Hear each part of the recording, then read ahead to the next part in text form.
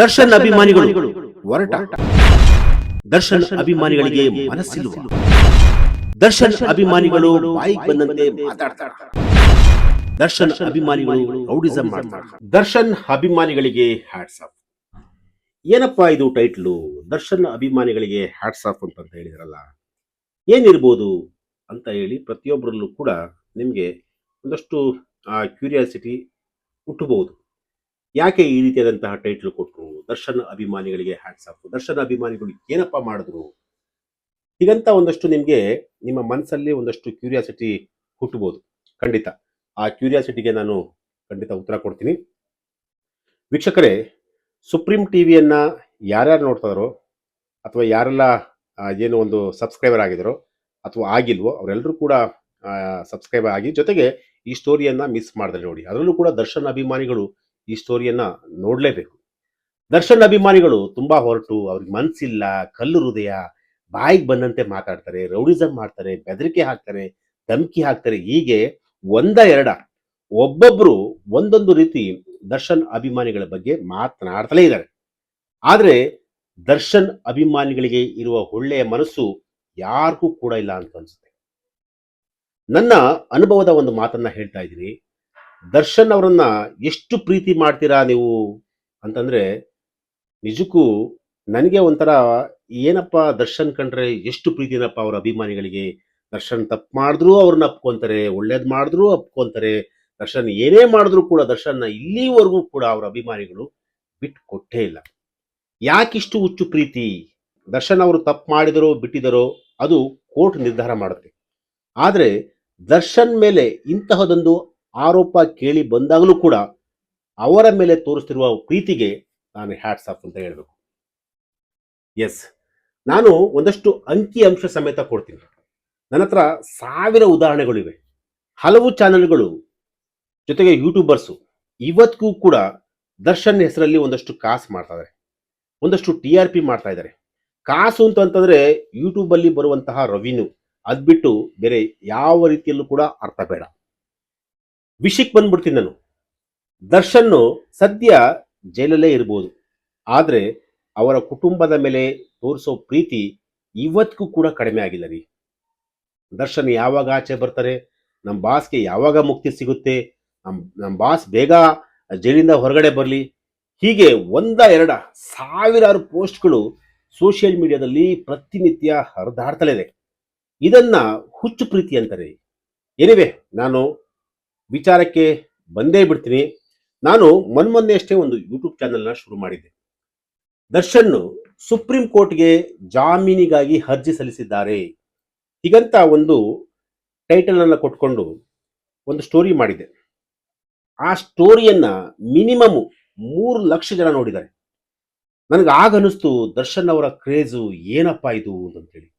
ದರ್ಶನ್ ಜೈಲ್ಗೆ ಹೋದ್ರು ಅಷ್ಟೇ, ದರ್ಶನ್ ಸಿನಿಮಾ ಮಾಡಿದ್ರು ಅಷ್ಟೇ, ದರ್ಶನ್ ಏನು ಅಭಿಮಾನಿಗಳ ಪರವಾಗಿ ಒಂದು ಬರ್ತ್ಡೇ ಆಚರಣೆ, ಅಭಿಮಾನಿಗಳಿಗೋಸ್ಕರ ಒಂದು ಬರ್ತ್ಡೇನ ಆಚರಣೆ ಮಾಡಲಿ, ಏನೇ ಮಾಡಲಿ, ದಾನ ಧರ್ಮ ಯಾವುದೇ ಮಾಡಲಿ, ಅವ್ರ ಪರವಾಗಿ ಪ್ರತಿಯೊಬ್ರು ಕೂಡ ನಿಂತ್ಕೊಳ್ತಾರೆ ಅನ್ನೋದಕ್ಕೆ ಇವತ್ತಿನ ಒಂದಷ್ಟು ಎಕ್ಸಾಂಪಲ್ಗಳೇ ಕಾರಣ ಅಂತ ಹೇಳ್ಬೋದು.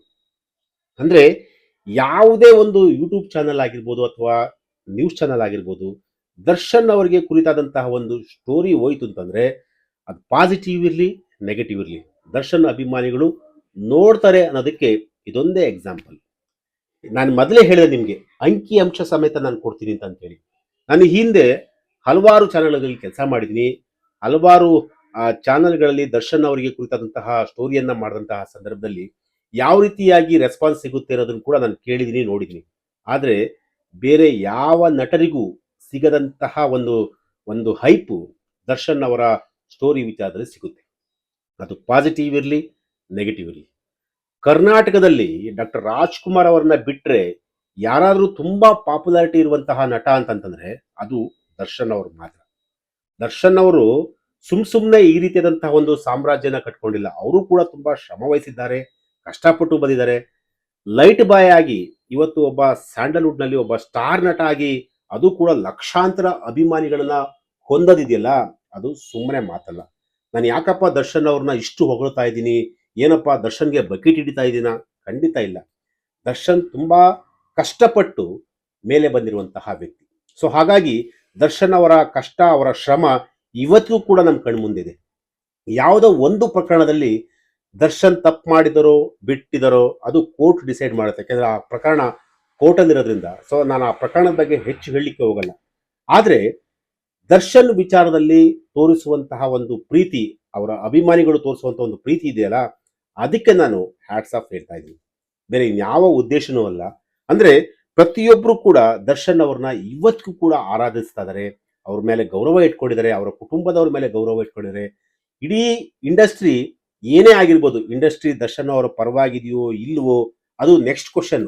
ಆದರೆ ಅವರ ಅಭಿಮಾನಿಗಳು ಇವತ್ತಿಗೂ ಈ ಕ್ಷಣಕ್ಕೂ ಕೂಡ ಅವರ ಪರವಾಗಿದ್ದಾರೆ ಅನ್ನೋದಕ್ಕೆ ನಾನು ಮಾಡಿದಂತಹ ಒಂದು ಸ್ಟೋರಿನೇ ಕಾರಣ ಅಂತ ಹೇಳ್ಬೋದು. ಅಂದ್ರೆ ನಾನು ಯಾಕೆ ಈ ಸ್ಟೋರಿನ ಕಂಪ್ಲೀಟ್ ಆಗಿ ಹೇಳ್ತಾ ಇದ್ದೀನಿ ಅಂತಂದ್ರೆ, ಜಸ್ಟ್ ಒಂದು 50ರಿಂದ 60 ಜನ ಫಾಲೋವರ್ಸ್ ಇದ್ರು ಅನ್ಸುತ್ತೆ ನನ್ನ ಫೇಸ್ಬುಕ್ ಅಲ್ಲಿ. ದರ್ಶನ್ ಅವರ ಸ್ಟೋರಿ ಹಾಕಿದ್ದಾದ್ಮೇಲೆ ಮಿನಿಮಮ್ ಒಂದೇ ದಿನಕ್ಕೆ 1,000 ಜನ ಫಾಲೋವರ್ಸ್ ಆಗಿದ್ರು. ಅಂದ್ರೆ ನಾನು ಪಾಸಿಟಿವ್ ಆಗ್ತೀನೋ ನೆಗೆಟಿವ್ ಆಗ್ತೀನೋ ಅನ್ನೋ ಪ್ರಶ್ನೆ ಅಲ್ಲ. ಆದ್ರೆ ದರ್ಶನ್ ಅವ್ರ ಮೇಲೆ ಇರುವಂತಹ ಒಂದು ಕ್ರೇಜ್ ಇದೆಯಲ್ಲ, ಆ ಕ್ರೇಜ್ ಇವತ್ತಿಗೂ ಕೂಡ ಕಡಿಮೆ ಆಗಿಲ್ಲ. ಈ ಒಂದು ಸ್ಟೋರಿಯಲ್ಲಿ ನನಗೆ ಗೊತ್ತಾಯಿತು. ಸೊ ಹಾಗಾಗಿ ಅಂದ್ರೆ ದರ್ಶನ್ ಅವರ ವಿಚಾರದಲ್ಲಿ ಈಗಾಗಲೇ ಏನು ರೇಣುಕಾಸ್ವಾಮಿ ಅವರ ಹತ್ಯೆ ಪ್ರಕರಣ ಇದೆಯಲ್ಲ, ಆ ಒಂದು ಹತ್ಯೆ ಪ್ರಕರಣದಲ್ಲಿ ದರ್ಶನ್ ಅವರೀಗ ಜೈಲಲ್ಲಿ ಇರ್ಬೋದು. ಮುಂಬರುವಂತಹ ದಿನಗಳಲ್ಲಿ ಅವರಿಗೆ ಸುಪ್ರೀಂ ಕೋರ್ಟ್ ಒಂದ್ ವೇಳೆ ಏನಾದರೂ ಈಗ 4ನೇ ತಾರೀಕು ಆ ಪ್ರಕರಣಕ್ಕೆ ಸಂಬಂಧಪಟ್ಟಂತೆ ಏನು ಜಾಮೀನಿಗೆ ಸಂಬಂಧಪಟ್ಟಂಗೆ ಅರ್ಜಿ ಕೂಡ ಸಲ್ಲಿಕೆ ಮಾಡಿದ್ದಾರೆ. ಅದು ಸುಪ್ರೀಂ ಕೋರ್ಟ್ ಅಲ್ಲಿ 4ನೇ ತಾರೀಕು ಅದು ಹಿಯರಿಂಗ್ ಬರುತ್ತೆ, ಅಂದ್ರೆ ವಿಚಾರಣೆ ಕೂಡ ಬರುತ್ತೆ. ಸೊ ವಿಚಾರಣೆ ಬಂದಂತ ಸಂದರ್ಭದಲ್ಲಿ ಅದೇನಾಗುತ್ತೆ ಅದು ಸೆಕೆಂಡ್ರಿ, ಅದು ನೆಕ್ಸ್ಟ್ ಕ್ವಶನ್ಸ್. ಅದು ಅಂದ್ರೆ ಅವತ್ತೇನು ಕೋರ್ಟ್ ನಿರ್ಧಾರ ಮಾಡುತ್ತೋ ಅಥವಾ ಬೇಲ್ ಕೊಡುತ್ತೋ, ಬೇಲ್ ಕ್ಯಾನ್ಸಲ್ ಮಾಡುತ್ತೋ ಅಥವಾ ಮತ್ತೊಂದು ಅದು ಸೈಡ್ಗೆ. ಆದ್ರೆ ಅವ್ರ ಮೇಲಿರುವಂತಹ ಒಂದು ಕ್ರೇಜು ಯಾವತ್ತಿಗೂ ಕೂಡ ಕಡಿಮೆ ಆಗಲ್ಲ ಅನ್ನೋದಕ್ಕೆ ಇದೊಂದು ಎಕ್ಸಾಂಪಲ್ ಅಂತ ಹೇಳ್ಬೋದು. ಎಸ್, ದರ್ಶನ್ ಅಭಿಮಾನಿಗಳಿಗೆ ನಾನು ಒಂದೇ ಒಂದು ಕಿವಿ ಮಾತು ಹೇಳ್ತೀನಿ. ನೀವು ದರ್ಶನ್ ಅವ್ರನ್ನ ಎಷ್ಟು ಪ್ರೀತಿ ಮಾಡ್ತಿರೋ, ಎಷ್ಟು ಗೌರವಿಸ್ತಿರೋ, ಎಷ್ಟು ಆರಾಧಿಸ್ತಿರೋ, ಅಷ್ಟು ನಿಮ್ಮನ್ನ ಅವರು ಅಷ್ಟೇ ಗೌರವವನ್ನ ನಿಮ್ಮ ಮೇಲೆ, ಅಭಿಮಾನಿಗಳ ಮೇಲೆ ಇಟ್ಕೊಂಡಿರುವಂಥದ್ದು. ಯಾಕೆಂತಂದ್ರೆ ನಾನು ಎಷ್ಟೋ ಸಮಾರಂಭಗಳಲ್ಲಿ ನೋಡಿದ್ದೀನಿ, ದರ್ಶನ್ ಅವರು ಯಾರನ್ನು ಕೂಡ ಅವರ ಅಭಿಮಾನಿಗಳನ್ನ ಏಕವಚನದಲ್ಲಿ ಮಾತಾಡ್ಸಲ್ಲ. ಅವ್ರು ಎಷ್ಟೇ ತೊಂದರೆ ಕೊಟ್ಟರು ಕೂಡ ಅದನ್ನ ತುಂಬಾ ಪ್ರೀತಿಯಿಂದ ಸ್ವೀಕಾರ ಮಾಡಿದ್ದಾರೆ.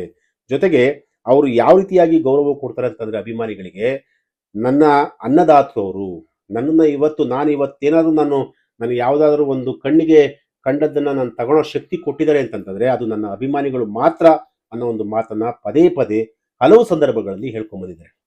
ಅಂದ್ರೆ ಇದು ಇಡೀ ಕಂಪ್ಲೀಟ್ ಈ ಒಂದು ಎಪಿಸೋಡ್ ಇದೆಯಲ್ಲ, ಈ ಎಪಿಸೋಡು ದರ್ಶನ್ ಅವರ ಅಭಿಮಾನಿಗಳಿಗೆ ಸಂಬಂಧಪಟ್ಟಂತಹ ಸ್ಟೋರಿ, ದರ್ಶನ್ಗೆ ಸಂಬಂಧಪಟ್ಟಂತಹ ಸ್ಟೋರಿ ಅಲ್ಲ.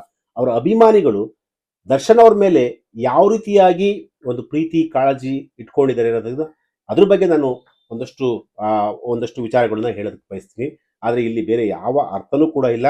ಏನಿವೆ, ದರ್ಶನ್ ಅವ್ರಿಗೆ ಒಳ್ಳೇದಾಗ್ಲಿ, ಅವ್ರ ಕುಟುಂಬಕ್ಕೆ ಒಳ್ಳೇದಾಗ್ಲಿ, ದರ್ಶನ್ ಅವರು ಆದಷ್ಟು ಬೇಗ ಆಚೆ ಬರಲಿ. ಅವರು ಆಚೆ ಬಂದ ನಂತರ ಒಂದಷ್ಟು ಜನರಿಗೆ ಕೆಲಸ ಕೂಡ ಸಿಗುತ್ತೆ. ಯಾಕಂದ್ರೆ ಈಗಾಗಲೇ ಸಿನಿಮಾ ಏನೋ ಒಂದು ಇಂಡಸ್ಟ್ರಿ ಇದೆಯಲ್ಲ, ಆ ಇಂಡಸ್ಟ್ರಿ ಕಂಪ್ಲೀಟ್ ಆಗಿ ಕೆಲವು ಬೆರಳೆಣಿಕೆಯಷ್ಟು ಮಾತ್ರ ನಟರು ಇರುವಂತದ್ದು. ಸುದೀಪ್ ಆಗಿರ್ಬೋದು, ಧ್ರುವ ಸರ್ಜಾ ಆಗಿರ್ಬೋದು, ಶಿವಣ್ಣ ಆಗಿರ್ಬೋದು, ಹೀಗೆ ಒಂದಷ್ಟು ಜನ ಸ್ಟಾರ್ ನಟರು ಮಾತ್ರ ಇದ್ದಾರೆ. ಆದ್ರೆ ದರ್ಶನ್ ಒಂದ್ ವೇಳೆ ಏನಾದ್ರೂ ಜೈಲಿಂದ ಹೊರಗಡೆ ಬಂದಾದ್ಮೇಲೆ ಆ ಕ್ರೇಜೇ ಬೇರೆ ಇರುತ್ತೆ. ಯಾಕೆಂತಂದ್ರೆ ದರ್ಶನ್ಗೆ ಇರುವಂತಹ ಒಂದು ಫ್ಯಾನ್ ಬೇಸ್ ಅಂತ ಏನ್ ಕರಿತೀವೋ ಅದು ಬೇರೆ ರೀತಿಯಾದಂತಹ ಒಂದು ನೆಕ್ಸ್ಟ್ ಲೆವೆಲ್ಗಿದೆ. ಸೊ ನಿರ್ಮಾಪಕರಿಗೂ ಕೂಡ ಒಳ್ಳೇದಾಗುತ್ತೆ, ಜೊತೆಗೆ ಒಂದಷ್ಟು ಇಂಡಸ್ಟ್ರಿ ಕೂಡ ಡೆವಲಪ್ಮೆಂಟ್ ಆಗುತ್ತೆ, ಜೊತೆಗೆ ಒಂದಷ್ಟು ಕಾರ್ಮಿಕರಿಗೂ ಕೂಡ ಕೆಲಸ ಸಿಗುತ್ತೆ. ಸೊ ಆ ಒಂದು ದೃಷ್ಟಿಯನ್ನು ಇಟ್ಕೊಂಡು ಎಲ್ಲೋ ಒಂದ್ ಕಡೆ ಈ ಪ್ರಕರಣದ ಸತ್ಯಾಸತ್ಯತೆ ಏನಿದೆ ಅಂತೇಳಿ ಅದು ಕೋರ್ಟ್ ಡಿಸೈಡ್ ಮಾಡುತ್ತೆ. ನಾನು ಪದೇ ಪದೇ ಹೇಳ್ತಾ ಇದ್ದೀನಿ, ಇಲ್ಲಿ ನಾನು ಕೋರ್ಟನ್ನ ಯಾವುದೇ ಕಾರಣಕ್ಕೂ ಕೂಡ ಪ್ರಶ್ನೆ ಮಾಡಲ್ಲ. ಸೊ ಈ ಪ್ರಕರಣವನ್ನು ಕೂಡ ನಾನು ಜಾಸ್ತಿ ಹೇಳಕ್ಕೂ ಬಯಸಲ್ಲ. ಈ ಪ್ರಕರಣದಲ್ಲಿ ದರ್ಶನ್ ಅವರು ತಪ್ಪು ಮಾಡಿದ್ರೆ ಅದು ತಪ್ಪೇ. ಆದ್ರೆ ದರ್ಶನ್ ಅವರ ಹೆಸರಲ್ಲಿ ಬೇರೆ ಏನಾದರೂ ಆಗಿದೆಯಾ ಅದು ಖಂಡಿತವಾಗ್ಲೂ ಗೊತ್ತಿಲ್ಲ. ಅದು ಇನ್ವೆಸ್ಟಿಗೇಷನ್ ಪಾರ್ಟ್ ಅಲ್ಲಿ ಮಾತ್ರ ಬರುತ್ತೆ. ಆದ್ರೆ ದರ್ಶನ್ಗಿರುವಂತಹ ಒಂದು ಕ್ರೇಜು, ಅವ್ರ ಮೇಲಿರುವಂತಹ ಒಂದು ಅಭಿಮಾನ ಯಾವತ್ತೂ ಕೂಡ ಕಡಿಮೆ ಆಗಲ್ಲ ಅನ್ನೋದಕ್ಕೆ ಇದೊಂದು ಜಸ್ಟ್ ಎಕ್ಸಾಂಪಲ್ ಅಂತ ಹೇಳ್ಬೋದು. ಎಸ್, ಇದು ಇವತ್ತಿನ ಒಂದು ವಿಚಾರ. ನಾಳೆ ಮತ್ತೊಂದು ವಿಚಾರದೊಂದಿಗೆ ನಾನು ನಿಮ್ಮನ್ನ ಭೇಟಿ ಆಗ್ತೀನಿ. ನಿರಂತರ ಸುದ್ದಿಗಾಗಿ ನೋಡ್ತಾ ಇರಿ supreme TV news. Thank you.